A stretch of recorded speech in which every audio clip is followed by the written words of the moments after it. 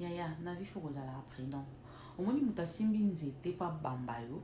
Azaki déjà boy na position ou a beti po joyeux tant o talier boy raté asengi a esquisse na mona kité. Intention les aki nzeta bambio joyeux. Alors engelo banini. Mutu soki aza déjà na possibilité ya osala o mabe et ka raté ko pesi sous occasion te aya.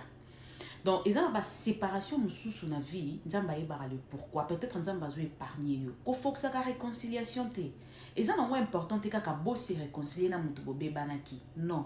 Mutu na bobe banaki so ki intention na eza, objectif na eza asala o mabe yaya. Yeba ketango akozwa occasion mususu, opportunité mususu bambon nzete, a bamba o penjizwa ona na mkongo biola la kao. Donc, il ne faut pas tout forcer.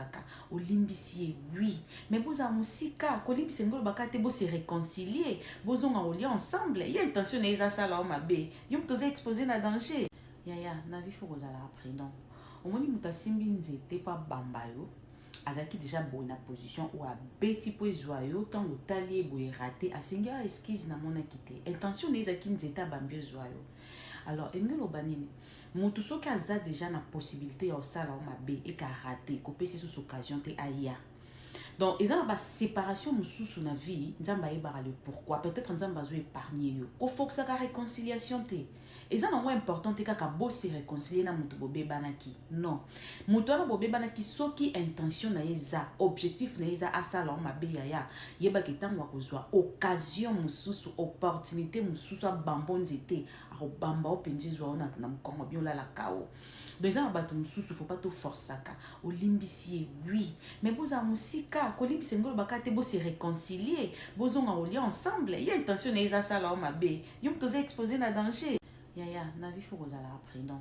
Au moment où vous avez simbi nzete pa bambayo, azaki déjà boy na position ou a beti po joyeux tant o talier boy raté asengi a esquisse na mona kité. Intention de ezaki nzeta bambio joyeux.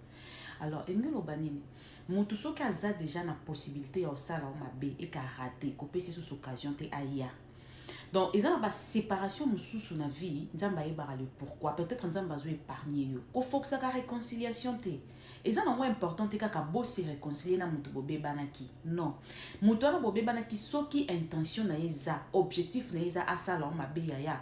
Yeba ketango akozwa occasion mususu, opportunité mususu bambon nzete, a bamba o penjizwa ona na mkongo biola la kao. Donc, il ne faut pas tout forcer. Au limbi, oui. Mais vous avez aussi cas, au limbi, vous se réconcilier. Vous avez ensemble. Il y a intention de faire ça là, ma bé. Vous avez exposé à danger.